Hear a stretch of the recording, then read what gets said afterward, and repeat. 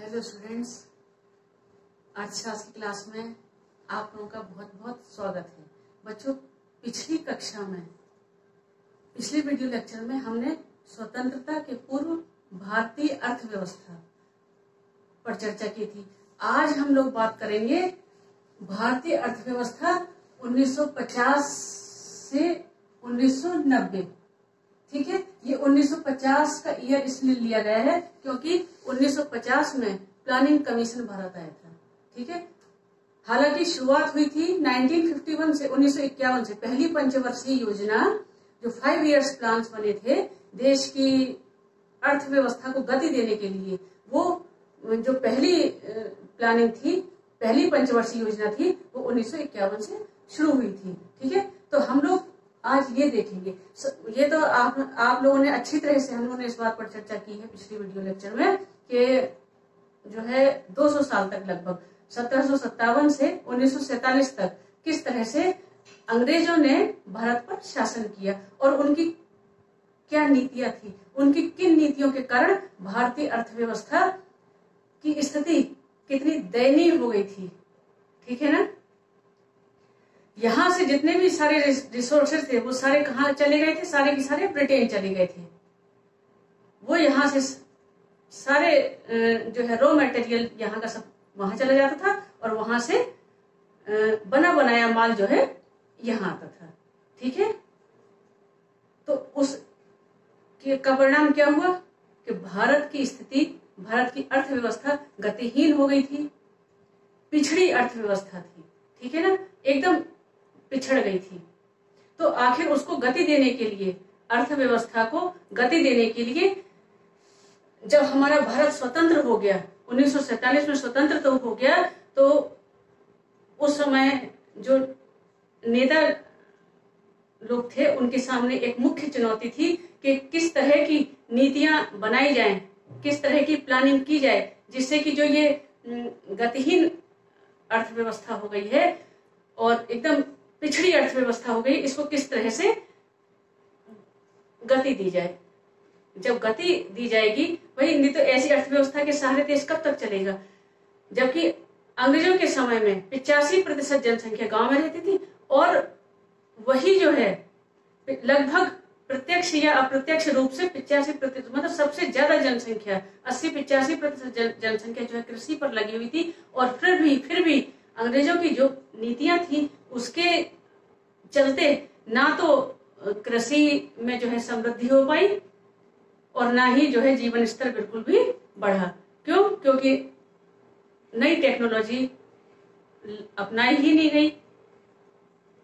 ठीक है ना, तो जो सबसे बड़ा क्षेत्र था कृषि का, प्राथमिक क्षेत्र, उसकी स्थिति भी बहुत ही दयनीय थी और वो पूरी तरह से बारिश पर, रेनफॉल पर डिपेंड थी। और जब कोई भी अर्थव्यवस्था या कृषि जो है बिल्कुल बारिश के सहारे ही टिकी हो, कि जब बारिश अच्छी हो गई तो खेती अच्छी हो गई, जब उत्पादन अच्छा हुआ, और जब नहीं हुआ, बारिश अच्छी नहीं हुई, सूखा पड़ गया या ज्यादा बारिश हो गई, तो जब फसल चौपट हो गई तो कृषि उत्पादित जो भी कुछ उत्पादन होता था वो भी नहीं हुआ, वो भी सब कुछ, फसल भी नष्ट हो गई, बर्बाद हो गई। तो इस तरह की जो है शक्ति जब थी तो ऐसी शक्तियों का क्या फायदा? देश तरक्की ही नहीं कर रहा था, विकास हो ही नहीं रहा था, जैसे थे वैसे ही थे, किसी तरह से बमुश्किल गुजर बसर हो रहा था। ऐसी अर्थव्यवस्था से क्या फायदा? तो उस समय के नेताओं ने जो है ये विचार किया कि इस अर्थव्यवस्था को गति देने के लिए कुछ प्लानिंग करनी पड़ेगी। ठीक है ना, तो जो प्लानिंग हुई, और भाई किसी भी देश की जो है जो दुर्लभ संसाधन होते हैं, जो रिसोर्सेज होते हैं, ठीक है ना, तो उनका प्रयोग किस प्रकार से करें, तो जब उनका प्रयोग किस तरह से किया जाए कि देश का डेवलपमेंट हो, ठीक है ना, उसकी इकोनॉमी जो है बढ़े, उसका विस्तार हो, ठीक है ना, और उसके इकोनॉमी को, उसके विकास को गति दी जा सके, उसको योजना कहते हैं, प्लानिंग कहते हैं। ठीक है, तो देश की अर्थव्यवस्था को जो है उसके विकास को गति देने के लिए जो प्लानिंग की गई, जो योजना बनाई गई, उसी को जो है क्या कहते हैं, प्लानिंग। तो ये जो पंचवर्षीय मतलब 5-5 वर्षों के लिए योजना बनाई, 2 तरह की बनाई गई थी, 5-5 वर्षों के लिए, और एक जो है जो लंबे समय की योजनाएं होती हैं, जैसे 20-20 साल के लिए भी बनाई गई थी। अब जैसे 5 साल में तो सबको घर देना या सब गांव-गांव में, दूर दराज के गांव में, इंटीरियर गांव में बिजली पहुंचाना मुमकिन नहीं होता है, तो इसके लिए भी जो है पर्सपेक्टिव प्लान बनाए गए थे 20-20 साल के लिए, ठीक है ना, कि इतने 20 साल के अंदर जो है बिजली पहुंचा दी जाएगी हर गांव में, या हर व्यक्ति को, हर गरीब को घर दिया जाएगा, ठीक है ना। तो इस तरह से कुछ जो है 20 वर्षीय प्लान भी बनाए गए, और कुछ जो है 5 वर्षीय योजना तो बनाई ही गई, जिससे कि अर्थव्यवस्था को गति दी जा सके, ठीक है। तो ये देखिए, जो पंचवर्षीय योजनाओं के जो लक्ष्य थे वो मेनली 4 थे। जो भाई किसी चीज के लिए, किसी भी योजना के लिए, योजना तो देखो एक छोटे स्तर पर भी, हम घर पर भी बनाते हैं, घर के लिए बिना योजना के तो घर भी नहीं चलता है, तो ये तो फिर एक देश की बात है, ठीक है ना। तो इसके जो टारगेट निश्चित किए गए, ठीक है ना, टारगेट निश्चित किए गए और ये गोल्स बनाए गए, ये लक्ष्य निर्धारित करे गए, और उन लक्ष्यों को अचीव भी इतने समय में कर लेंगे, ये दोनों चीजों का ध्यान रखा गया। लक्ष्य, ये लक्ष्य रहेंगे हमारे कि फर्स्ट पंचवर्षीय योजना में ये, द्वितीय में ये, तृतीय में ये, और मतलब चतुर्थ में ये, इस तरह से लक्ष्य रखे गए, और उन लक्ष्यों के लिए एक समय सीमा निश्चित की गई, वही कि भाई तभी तो, कि नहीं तो अब मान लीजिए हमने गोल्स तो बना लिए, अब उनको अचीव नहीं करे तो फायदा क्या हुआ।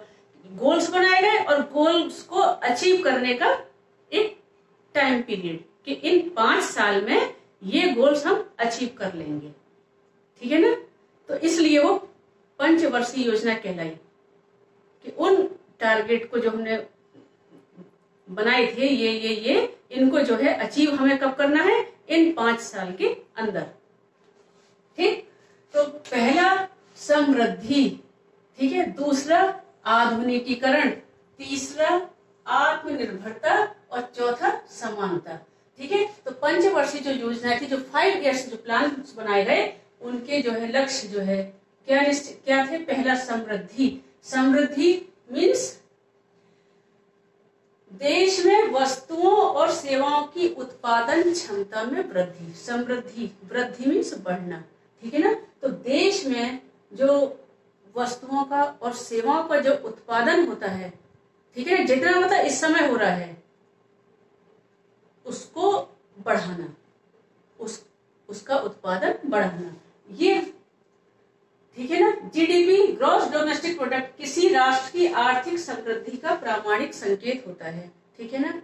एक वर्ष में जितने भी वस्तुओं और सेवाओं का उत्पादन होता है, ठीक है ना, एक वर्ष की अवधि में उत्पादित सभी वस्तुओं और सेवाओं के बाजार मूल्य को क्या कहते हैं, जीडीपी, ग्रॉस प्रोडक्शन, ठीक है, ग्रॉस डोमेस्टिक प्रोडक्शन, सकल घरेलू उत्पाद, सकल माने सारा, ठीक है ना। और इसमें तीनों क्षेत्र शामिल होते हैं। तीनों क्षेत्र कौन कौन से, प्राथमिक क्षेत्र, द्वितीयक क्षेत्र और तृतीयक क्षेत्र। प्राथमिक क्षेत्र में जैसे कृषि, मत्स्य पालन, खनन, वानिकी, ये प्राथमिक क्षेत्र कहलाते हैं, ठीक है। और द्वितीय क्षेत्र कौन सा होता है, द्वितीय क्षेत्र होता है उद्योगों से, औद्योगिक, ठीक है ना। और तृतीय सेवा क्षेत्र, तृतीय क्षेत्र में कौन सा आता है, तो जो जीडीपी होता है, सकल घरेलू उत्पाद जो होता है, वो तीनों क्षेत्र मिला करके, ठीक है ना। एक वर्ष में जो उत्पादित जितना भी वस्तुओं और सेवाओं का जो है बाजार मूल्य होता है, वो जीडीपी कहलाता है, ठीक। अब दूसरा आधुनिकीकरण। आधुनिकीकरण से मतलब क्या होता है कि नई नई टेक्नोलॉजी को अपनाने से। नहीं तो वही अंग्रेजों की नीतियों के चलते जैसा हुआ, कृषि क्षेत्र जो था सबसे बड़ा जो था, जिसमें कि 70% जनसंख्या लगी हुई थी, उसमें भी कोई गति नहीं आई, उसका भी कोई विकास नहीं हुआ। क्यों नहीं हुआ? क्योंकि उसमें आधुनिकीकरण को बढ़ावा नहीं दिया गया, मतलब नई नई टेक्नोलॉजी, नई नई नीतियों को नहीं अपनाया गया। तो ये होती है आधुनिकीकरण। इसमें क्या होता है, एक तो नई प्रौद्योगिकी को अपनाना होता है नंबर एक, और दूसरा क्या है, सामाजिक दृष्टिकोण में बदलाव लाने से भी था। भाई पहले क्या था कि औरतें घर से बाहर काम नहीं करेंगी, औरतें घर में ही काम करेंगी, ठीक है ना। तो जो सामाजिक दृष्टिकोण था, आधुनिकीकरण से मतलब वो भी है और ये भी है, सामाजिक दृष्टिकोण में के नजरिए को भी बदलना था। जो लोगों की सोच थी कि औरतें घर में काम नहीं करेंगी, या ये काम नहीं कर सकता, या ये वो काम नहीं कर सकता, तो सामाजिक दृष्टिकोण में भी बदलाव लाना था। नई नई टेक्नोलॉजी को अपनाना था, जिससे कि उत्पादित वस्तुओं के उत्पादन में वृद्धि हो, और जो है सामाजिक दृष्टिकोण में भी बदलाव लाना था। ठीक। अब आत्मनिर्भरता। आत्मनिर्भरता क्या है? आत्मनिर्भरता मतलब ये है कि अगर जिन वस्तुओं का उत्पादन देश में ही संभव है, मतलब जिन वस्तुओं का उत्पादन हम अपने देश में ही कर सकते हैं, उनको भी अगर हम दूसरे देश से आयात करें, ठीक है ना, उनको भी अगर हम दूसरे देश से मंगवाएं, तो इससे भारतीय अर्थव्यवस्था क्या सुधरेगी? भाई जिन चीजों का उत्पादन अगर देश में फिलहाल नहीं हो पा रहा है, उनको अगर हम बाहर से मंगाते हैं, उनको इंपोर्ट करते हैं, तब तो ठीक है। लेकिन जिन वस्तुओं का उत्पादन हम अपने देश में कर सकते हैं, ठीक है ना, तो उनको, उनके आयात को हतोत्साहित करना, ये आत्मनिर्भरता था। ठीक है ना, कि ज्यादा से ज्यादा हमें हर चीज में आत्मनिर्भर बनना है। ठीक है ना। अब जैसे स्टील उद्योग है, मतलब लोहा और इस्पात उद्योग है, अब हर फैक्ट्री, हर मशीन को बनाने के लिए लोहे की आवश्यकता है। अब वो लोहा भी बाहर से इंपोर्ट करना पड़े हमें, ठीक है ना, दूसरे देशों से मंगाना पड़े, मशीनें दूसरे देशों से मंगानी पड़े। ठीक। तो ऐसे वस्तुओं का आयात को हतोत्साहित करना का था लक्ष्य, जिनका उत्पादन हम अपने देश में ही कर सकते हैं। ठीक। अब चौथा क्या था? समानता। समानता क्या है? समानता धन संपत्ति के वितरण में जो असमानताएं थी, जिससे कि अमीर अमीर होते जा रहे थे, गरीब और गरीब होते जा रहे थे, ठीक है ना, उसकी खाई को पाटना था। ठीक है ना। अब क्या है, अब जैसे मान लीजिए कुछ सब्सिडी है, सब्सिडी अब हर अमीर को और गरीब को बराबर से दी जाएगी, तो उसका क्या होगा? अमीर ज्यादा ग्रो करेगा, ठीक है ना, लेकिन गरीब को तो उतना फायदा नहीं होगा। इसमें क्या है, जैसे मूलभूत आवश्यकताएं हैं, रोटी, कपड़ा और मकान, शिक्षा, स्वास्थ्य, ठीक है ना, स्वास्थ्य सेवाएं, शिक्षा, तो ये तो मूलभूत आवश्यकताएं हैं। ये हर गरीब को मिलना चाहिए, जिससे कि वो भी अच्छा विकास कर सके, वो भी बराबर से डेवलप करे, वो भी ग्रो करे। ठीक है ना। तो ये समानता लाना था। ठीक। अब क्या है, अब जो कृषि क्षेत्र था, जिसमें कि सबसे ज्यादा जनसंख्या लगी हुई थी, अब उसमें ठहराव क्यों था? उसमें ठहराव क्यों था? उसमें ठहराव इसलिए था कि जो अंग्रेजों की नीतियां थी वो क्या थी, उन्होंने जो बिचौलिए लगा दिए थे, मतलब मध्यस्थ, तो उसकी वजह से उत्पादन जितना होना चाहिए था नहीं हो रहा था। क्यों नहीं हो रहा था?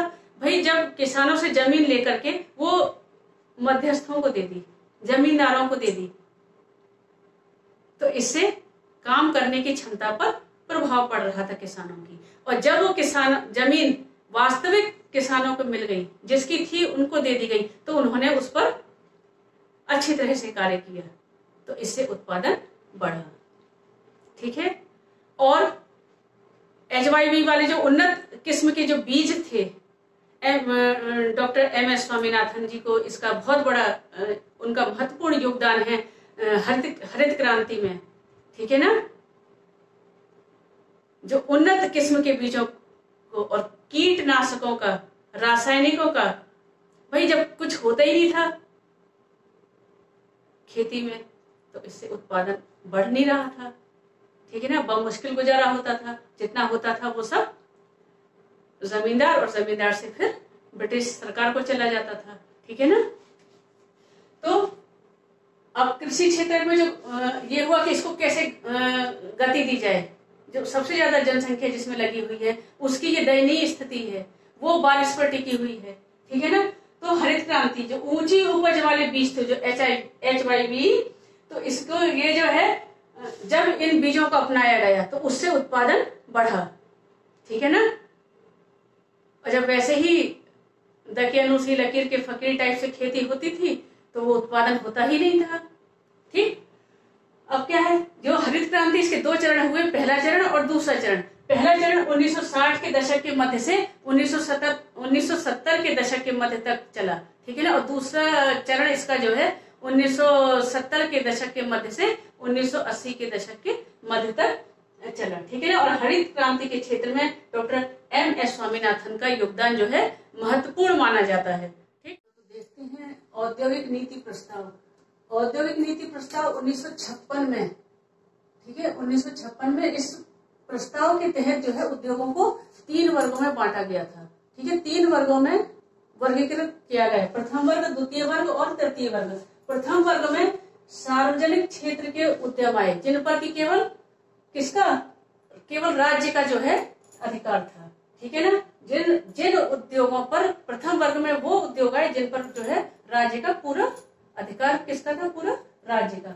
अब द्वितीय वर्ग में निजी और सार्वजनिक दोनों क्षेत्र शामिल थे, ठीक है ना, निजी भी और सार्वजनिक भी। अब तृतीय क्षेत्र में इस वर्ग में केवल उन्हीं उद्योगों को शामिल किया गया जो निजी क्षेत्र के अंतर्गत आते थे, ठीक है ना, जो केवल निजी क्षेत्र के, हमारे तुम्हारे, ठीक है ना, इसमें गवर्नमेंट का कोई भी हस्तक्षेप नहीं था, ठीक। अब विश्व में जो है जितनी 3 तरह की जो है अर्थव्यवस्था एग्जिस्ट करती है, ठीक है। विश्व में 3 तरह की, पूंजीवादी अर्थव्यवस्था, समाजवादी अर्थव्यवस्था और मिश्रित अर्थव्यवस्था। अब हमारे देश के नेताओं, जब हमारा देश आजाद हुआ तो उनके समक्ष 3 वो थे कि कौन सी अर्थव्यवस्था को हम जो है अपनाएं, समाजवादी अर्थव्यवस्था, पूंजीवादी अर्थव्यवस्था को या मिश्रित अर्थव्यवस्था को। अब देखिए क्या हुआ, फिर ये इन पर गहनता से जो है विचार किया, ऐसे नहीं कि किसी भी चीज को ऐसे ही अपना, उसके दोष, लाभ, हानि, इन सबको मद्देनजर इन पर गहनता से विचार करने के बाद हमारे तत्कालीन जो है नेताओं ने फिर उस अर्थव्यवस्था को अपनाया। अब पूंजीवादी अर्थव्यवस्था में केवल उन्हीं वस्तुओं का उत्पादन किया जाता है जिनकी बाजार में मांग होती है, मतलब इसमें उपभोक्ता का कोई ध्यान नहीं रखा जाता, ठीक है ना, समझ गए। ये नहीं कि उपभोक्ता क्या खरीद सकता है, कंज्यूमर क्या खरीद सकता है, उसकी क्रय शक्ति कितनी है, उसकी क्षमता किस चीज को खरीदने की है, वो जो है इसमें पूंजीवादी अर्थव्यवस्था में इस बात का ध्यान नहीं रखा जाता है। पूंजीवादी अर्थव्यवस्था सिर्फ अपना लाभ देखा जाता है कि हमें किस चीज का उत्पादन करने से, किस चीज का जो है हम उत्पादन करेंगे तो उससे हमें लाभ होगा, तो इसमें अपना लाभ देखा जाता है, ठीक। यह है पूंजीवादी अर्थव्यवस्था। अब समाजवादी में निजी संपत्ति का कोई जो है स्थान नहीं होता है। इस अर्थव्यवस्था में उत्पादन, आपूर्ति, मतलब किस चीज का उत्पादन करना है और उसकी आपूर्ति पर जो है गवर्नमेंट का सीधा हस्तक्षेप होता है, ठीक है ना। तो इस पर जो है किसका नियंत्रण हुआ, इसमें समाजवादी अर्थव्यवस्था में जो है समाज के कल्याण को देखा जाता है, ठीक है ना, कि कंज्यूमर की क्रय शक्ति क्या है, उसकी क्षमता क्या है, वो किस चीज को खरीद सकता है, ठीक है ना, और उसकी आवश्यकताएं, जो मूलभूत आवश्यकताएं होती है उनको वो पूरा कर सकता है। इसमें कंज्यूमर, उपभोक्ता जो है कष्ट या सफर नहीं करता, ठीक। इसमें नियंत्रण जो है इसमें सरकार का होता है, ठीक। अब मिश्रित अर्थव्यवस्था में सरकार और सार्वजनिक क्षेत्र, मतलब प्राइवेट और पब्लिक सेक्टर दोनों का हस्तक्षेप होता है। ठीक, दोनों इसमें सहयोगी की तरह आपस में परस्पर मिश्रित अर्थव्यवस्था में निजी और जो है सार्वजनिक दोनों मिलजुल कर सहयोगी की तरह से इसमें कार्य करते हैं। ठीक है, अब ये याद रखना है कि प्रधानमंत्री की अध्यक्षता में योजना आयोग जो है प्लानिंग कमीशन का किसकी अध्यक्षता में हुआ 1951 में, सन 1951 में। योजना आयोग आया तो भारत में 1950 में। ठीक है, लेकिन पहली पंचवर्षीय योजना, ये बच्चों 1 नंबर का आता है, इन पर बहुत अच्छी तरह से जरा ध्यान देना। ठीक है ना, लेकिन पहली पंचवर्षीय योजना शुरू हुई थी 1951। ठीक, हालांकि योजना आयोग आया कब है भारत में, आया था 1950 में। और 2015 में, जनवरी 2015 में योजना आयोग का नाम बदलकर नीति आयोग रख दिया गया। ठीक है ना, नीति आयोग कर दिया गया, NITI, NITI Aayog, N for national institutional, national institutional for transforming India. ये जनवरी 2015 को। ठीक है, तो ये 1 नंबर का क्वेश्चन आता है, बहुत अच्छी तरह से इसको याद कर लें। ठीक है, और प्रोफेसर PC महालेनोबिस का महत्वपूर्ण योगदान है प्लानिंग कमीशन में। ठीक है ना, ठीक है, प्लानिंग कमीशन के निर्माण में PC महालेनोबिस का योगदान उल्लेखनीय है। इन चीजों को याद कर लें। ठीक, नेक्स्ट वीडियो में इसी लेसन को अभी हम लोग भारतीय अर्थव्यवस्था को कंटिन्यू करेंगे। ठीक, thanks for watching video, bye.